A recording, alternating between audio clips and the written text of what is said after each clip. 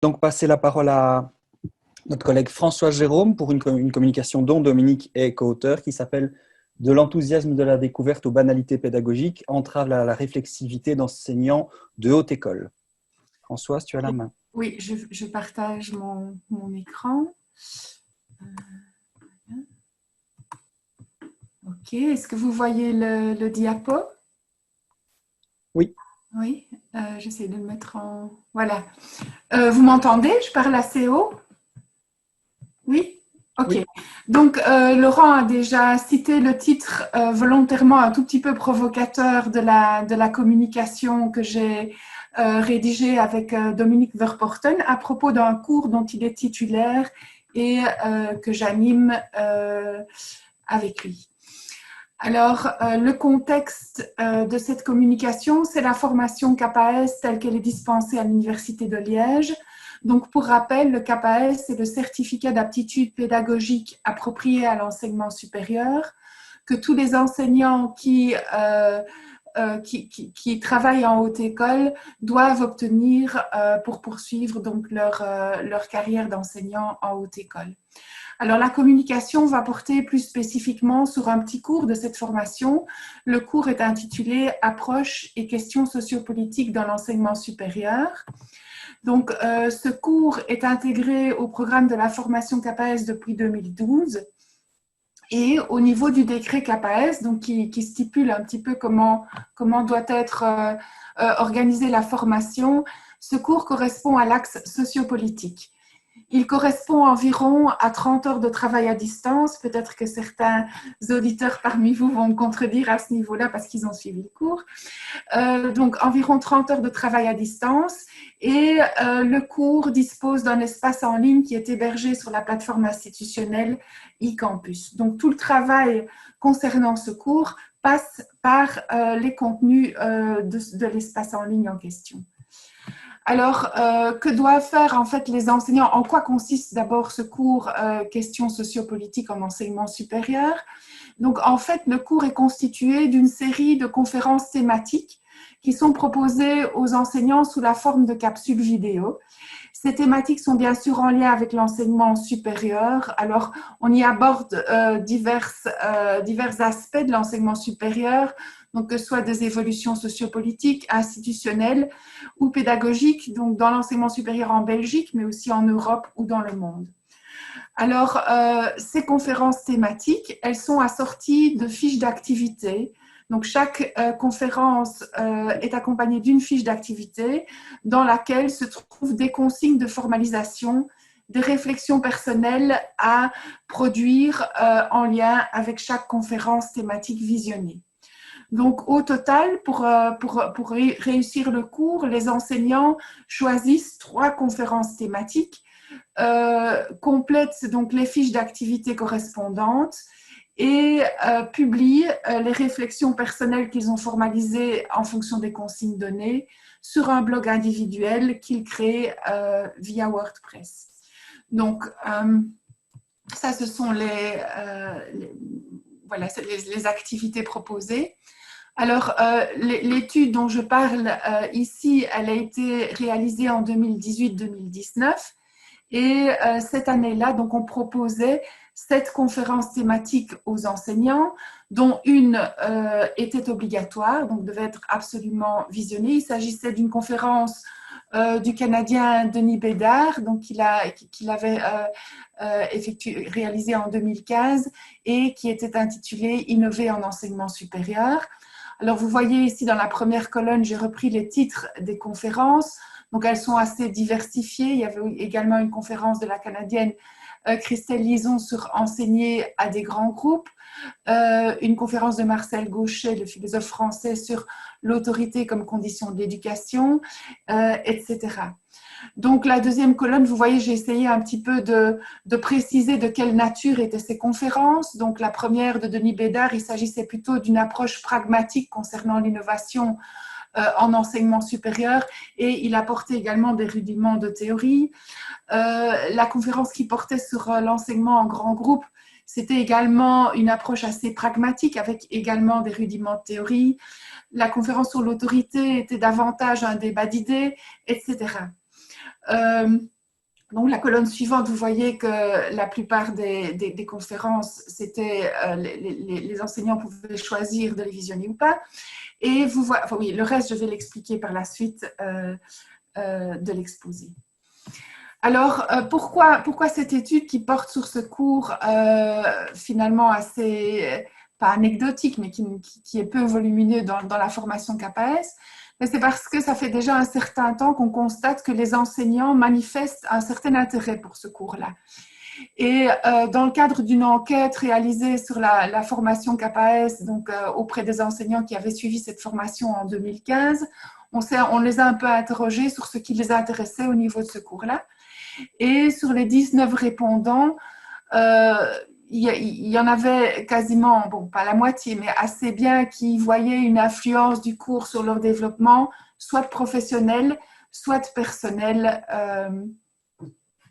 Voilà. On a aussi constaté pas mal de références spontanées à des conférences thématiques que les enseignants avaient visionnées dans diverses productions certificatives de la formation. Donc, par exemple, pour d'autres cours de la formation, les enseignants sont amenés à rédiger un plan de cours, un portfolio d'intégration, et il arrive assez fréquemment que dans ces productions, on trouve des traces, des références à ces conférences thématiques visionnées dans le cadre du cours dont il est question ici.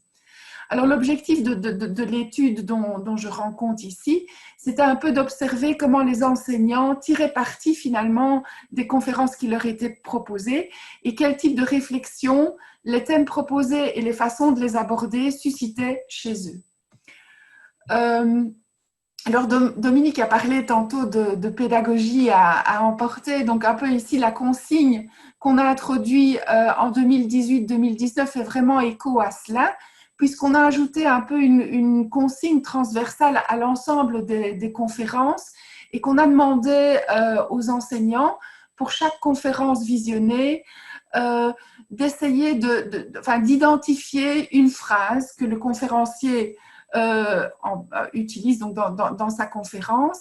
Et cette phrase, il faudrait que ce soit une phrase que l'enseignant souhaite emporter avec lui, donc après le cours, dans la suite de sa vie professionnelle. Donc les enseignants étaient amenés à copier entre guillemets, donc à placer entre guillemets la phrase qu'ils avaient identifiée et à justifier leur choix, donc à expliquer en quelques lignes pourquoi cette phrase qu'ils avaient retenue de la conférence leur paraissait essentielle. Autrement dit, pour chaque conférence visionnée, les enseignants isolaient une phrase de son contexte de formulation initiale et expliquaient en quoi la phrase constituait pour eux un plus pour leur conception personnelle de la profession enseignante. Alors, pour donner un cadre théorique à notre petite étude, nous avons choisi un modèle qui est assez ancien, il date de 1970, le modèle de Perry, qui est un modèle en fait de développement épistémologique. Donc, ce modèle, donc, à l'origine, Perry, l'étude qu'il avait lui-même effectuée pour élaborer ce modèle-là, s'intéressait aux conceptions que les étudiants, dans leur parcours, donc les étudiants universitaires, au fur et à mesure de leur parcours d'études, est-ce que leur conception relative à ce que signifiait, enfin, à la façon dont ils se représentaient les savoirs, donc dans les différentes disciplines qu'ils étudiaient, est-ce que ces conceptions relatives au savoir étaient amenées à évoluer au fur et à mesure que les étudiants avançaient dans leurs études? Et le modèle donc, que Perry a réalisé sur base de ces enquêtes postule justement un développement dans les représentations que les étudiants peuvent avoir des savoirs qu'ils étudient. Et donc ce modèle, il est constitué de quatre niveaux de développement épistémologique. Donc avec un premier niveau qui considère les savoirs de façon assez basique et qui correspond à une conception dualiste des savoirs. Autrement dit, les savoirs, ils sont soit vrais, soit faux. Il n'y a pas de nuance possible entre ces deux extrêmes. Et les savoirs, ce sont les autorités ou les experts qui les détiennent et qui les transmettent. Ensuite, donc, au fur et à mesure que l'on monte dans les échelons, puisqu'il y a une forme de hiérarchisation, on développe une conception plus nuancée finalement des représentations des savoirs pour arriver à un niveau ultime de sophistication au niveau de l'appréhension des savoirs, qui considèrent que les savoirs sont susceptibles d'évoluer au fil du temps en fonction de la recherche scientifique, etc. Et que donc les savoirs sont quelque part relatifs, ils sont contingents et contextuels, et ils résultent de constructions individuelles. Et l'étape, ça c'est l'étape du relativisme, donc l'avant-dernière étape. Et puis l'étape ultime, c'est de cibler finalement, de privilégier certains savoirs au détriment d'autres et de le faire de façon ciblée, argumentée, délibérée. Donc voilà, ça c'est pour le modèle de Perry. On a essayé d'exploiter ce modèle-là dans le cadre de notre étude. Donc, je reviens à notre étude qui porte donc sur le cours questions sociopolitiques en enseignement supérieur. Et donc, nous avons essayé, pour donner un cadre quand même un petit peu limitatif à notre étude, d'analyser les fameuses phrases à emporter en tant que reflet justement des croyances épistémologiques des enseignants en formation. Donc, ces croyances qui portent évidemment sur l'enseignement supérieur et sur ses spécificités pédagogiques. Et donc, nous avons postulé, en fait, nous avons ciblé à l'avance un niveau dans la taxonomie de Perry, et nous avons postulé que les enseignants, par le biais des phrases qu'ils sélectionnaient dans les conférences qu'ils visionnaient, que ces phrases, ils justifiaient leur choix et que leur justification correspondait finalement au niveau ultime de la taxonomie de Perry, c'est-à-dire une conception que les savoirs pédagogiques, également les savoirs qui touchent à l'enseignement supérieur, ils sont relatifs, ou en tout cas, il y a moyen de les nuancer, ils ne sont pas toujours ni vrais ni faux, et qu'en plus de ça, les enseignants sélectionnent, donc manifestent des préférences par rapport à certains savoirs au détriment d'autres et savent justifier pourquoi. Et donc, en 2018-2019, 21 enseignants ont réalisé l'ensemble des activités qui constituaient le cours en question. Et donc, normalement, on sélectionnait chaque fois 3 phrases et les ont justifiées. Cependant, il y a eu quelques petits couacs en cours de route. Donc, il y a eu parfois des oublis de justifier la phrase choisie, ou parfois même des oublis de citer une phrase en question. Donc, autrement dit, nous avons retenu, sur les 21 enseignants, 58 phrases sélectionnées et 58 justifications qui expliquaient pourquoi ces phrases-là. Et donc, nous avons essayé de caractériser, d'analyser ces phrases-là en fonction de 3 critères dans l'ensemble. D'abord, nous avons essayé de donner un statut sémantique au message véhiculé par la citation retenue par les enseignants. Donc, s'agissait-il dans les phrases sélectionnées d'un principe pédagogique, d'une opinion personnelle du conférencier, d'une généralité qu'il exprimait, etc. Donc ça, c'est un premier critère que nous avons utilisé pour analyser les phrases retenues. Les 2 critères suivants portent plutôt sur les justifications apportées par les enseignants. Le premier critère, c'est comment est-ce que l'enseignant, dans sa justification, se positionne par rapport à la phrase sélectionnée. Est-ce qu'il manifeste son assentiment par rapport à la phrase retenue, ce qui semblerait aller assez bien de soi, ou est-ce qu'il rejette la phrase qu'il a épinglée pour une raison ou pour une autre, ou est-ce qu'il met en doute ou est-ce qu'il questionne cette phrase. Le deuxième critère que nous avons retenu au niveau des justifications, c'est les formes d'engagement personnel ou professionnel à l'égard du message véhiculé par la phrase choisie. Et de nouveau, là, on a essayé de préciser, est-ce que les enseignants, dans leur justification, manifestent une volonté de se conformer, une volonté d'appliquer la phrase en question ou expriment une critique par rapport à cela. Voilà, donc ces 3 critères-là, nous les avons utilisés pour essayer d'éclairer les postures cognitives des enseignants par rapport à des savoirs, des informations, des représentations ayant trait à la pédagogie et à l'enseignement supérieur. Alors ici, je vous ai mis un tableau qui rend un peu compte de la façon dont on s'y est pris pour analyser les phrases choisies. Donc ce tableau-ci fait référence à la conférence de Denis Bédard, qui était la conférence que tous les enseignants devaient visionner. Donc vous voyez en colonne 3, vous avez l'ensemble des enseignants qui ont terminé le cours qui apparaissent.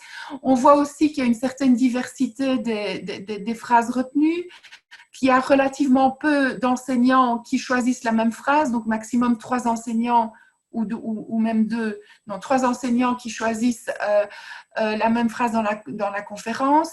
La deuxième colonne, ça correspond un petit peu à l'étiquette sémantique de la phrase retenue. Donc, vous voyez, il y a la première phrase correspond à un principe pédagogique communément admis, le fait qu'il faut se centrer sur l'étudiant.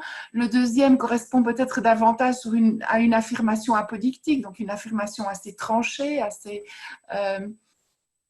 qui n'admet pas qui est assez direct, comme l'innovation est une destruction créatrice. Pardon. Il y a aussi des phrases qu'on a un peu plus classées en tant que généralité ou truisme, etc. Dans la colonne 4, vous avez au niveau de la justification le positionnement de l'enseignant par rapport à la citation retenue, et on voit en effet que la plupart des enseignants sont d'accord, donc manifestent leur accord évidemment par rapport à la phrase retenue, mais il y a quand même un enseignant, deux, qui rejette la phrase qu'il a épinglée. Et ici, sinon, c'était la seule exception. Et donc, la dernière colonne qui correspond un petit peu à ce que l'on a trouvé dans la justification en termes d'engagement. Donc, la première, E1, manifeste un engagement davantage professionnel. La justification traduit une intention de se conformer à ce principe pédagogique et aussi à affirmer que ce principe pédagogique a déjà été mis en pratique. Voilà, on a créé un tableau similaire pour chacune des conférences et je passe aux résultats. Donc, au niveau des phrases sélectionnées, ben ça je l'ai déjà dit, il y a une certaine diversité dans les phrases sélectionnés avec 2 ou 3 enseignants maximum qui choisissent les mêmes phrases. Il y a aussi une certaine diversité au niveau des thématiques choisies, puisque, excepté la thématique obligatoire sur l'innovation en enseignement supérieur, les enseignants se sont répartis les 6 autres thématiques et donc les choix ne convergent pas nécessairement sur une même conférence, avec cependant quelques préférences pour la conférence qui portait sur l'apprentissage, l'enseignement en grand groupe, également sur la conférence qui portait sur le réseautage social à des femmes professionnelles, et enfin sur la conférence de Marcel Gaucher qui portait sur l'autorité en éducation. Alors, si on va un peu plus loin, donc là, je suis sur l'étiquetage sémantique des phrases relevées. Donc, sur les 58 phrases relevées, on voit que 36% des phrases correspondent à des principes pédagogiques communément admis ou largement répandus, que 24% des phrases sélectionnées correspondent à ces affirmations assez directes, même un peu à caractère un petit peu autoritaire, donc ces affirmations apodictiques.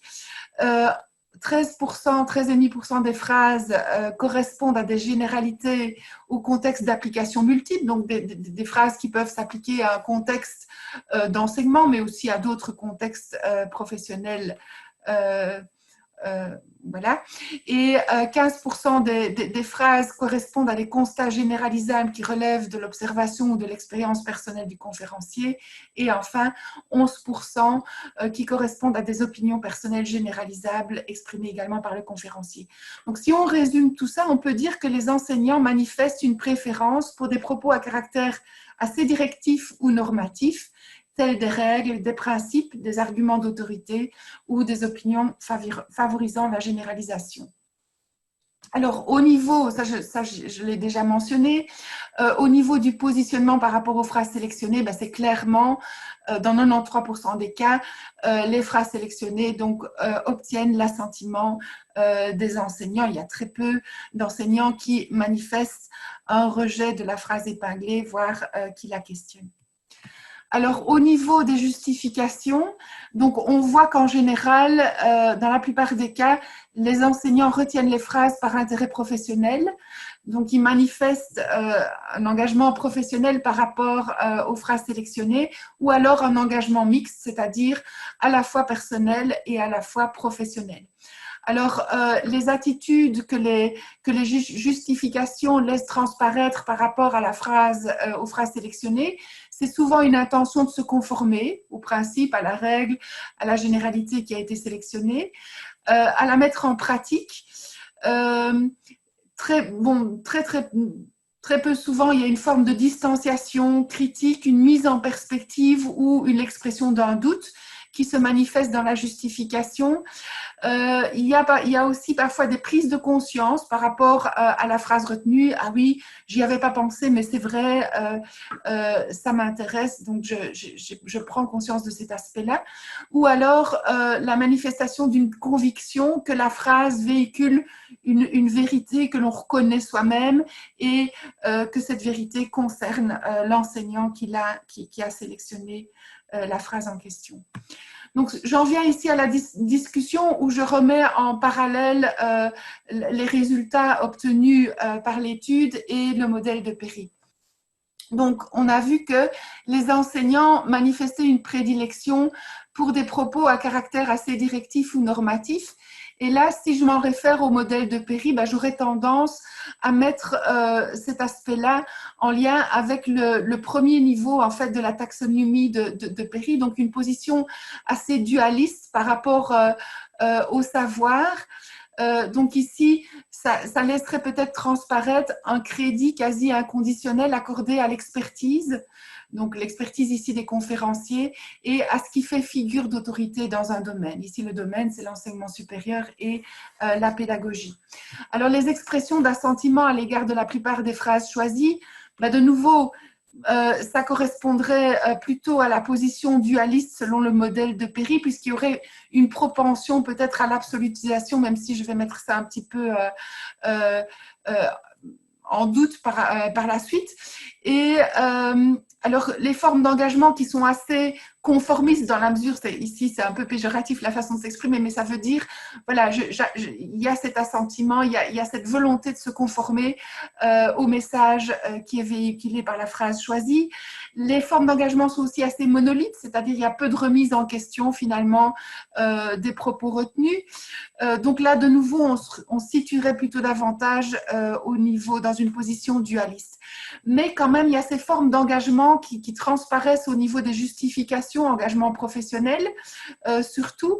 Et là, l'engagement, si on s'en réfère au modèle de Perry, ben, il correspond finalement au niveau supérieur de la taxonomie, puisque là, Perry associe l'engagement voit l'engagement comme une forme de décision de défendre ou de soutenir délibérément telle ou telle position dans un domaine de savoir qui se relativise mutuellement. Donc, on n'a pas cette relativisation des savoirs ici dans l'étude, mais on a cette forme d'engagement. Donc, et là, on constate une tension des résultats entre le niveau dualiste du modèle de Perry et le niveau ultime de la taxonomie avec cet engagement, mais sans relativisme. Alors, bon, ce positionnement dualiste, il contredit notre hypothèse de départ, puisque nous, on avait ciblé le niveau ultime, mais on peut dire quand même à la décharge des enseignants, par rapport à ce positionnement dualiste, que les consignes de l'exercice favorisaient évidemment un traitement assez aphoristique des thématiques proposées, puisqu'il s'agissait de sélectionner, d'isoler de leur contexte initial certains propos tenus par les conférenciers, donc évidemment, c'est toujours des messages assez courts, assez directs. Et cependant, les justifications des choix donnaient néanmoins aux enseignants l'occasion de mettre les citations choisies en perspective, voire de les relativiser en fonction de leur propre représentation, de leurs connaissances, de leur expérience acquise ou vécue par ailleurs. Et les enseignants n'ont pas exploité cette possibilité. Alors, est-ce parce que opiner est plus facile que questionner? Je ne pense pas que ce soit nécessairement pour cette raison-là. Est-ce que c'est par manque de références stables en matière de pédagogie et d'enseignement supérieur, dû à un manque d'expérience ou de connaissances? Voilà, c'est une tentative d'explication. Donc, comme je l'ai déjà dit, nous n'avons pas pu confirmer notre hypothèse de départ, puisque les enseignants en formation, pour la plupart en début de carrière dans l'enseignement supérieur, sont apparemment plus en recherche de vérités transposables à leurs pratiques professionnelles ou de signes de confortation de ces pratiques. Là, j'en viens un petit peu à mon titre, j'en reviens un petit peu au titre provocateur. Donc, je dirais, les principes pédagogiques et les propos généralistes qui retiennent leur attention sont sans grande originalité. Ils font partie du b.a.-ba de toute formation pédagogique ou reflètent des points de vue, somme toute, assez passe-partout, d'où l'emploi du mot banalité dans le titre. Si l'on traduit cela en termes d'identité professionnelle et qu'on s'en réfère ici à Bajois, il semble que les enseignants soient surtout, à ce stade de leur expérience de l'enseignement supérieur, soucieux de reconnaissance sociale et à ce titre partagés entre une identité assignée, avec cette tendance à se conformer et à s'adapter, et une identité engagée, tendance au pragmatisme et aussi à innover en fonction des principes qu'ils découvrent, dont on trouve des traces aussi bien à l'endroit des phrases sélectionnées avec cet accent assez pragmatique et aussi bien à l'endroit aussi des justifications avec cet accent conformiste, cette envie d'appliquer les choses retenues. Voilà, j'ai été peut-être un peu plus longue. Je vous remercie pour votre attention.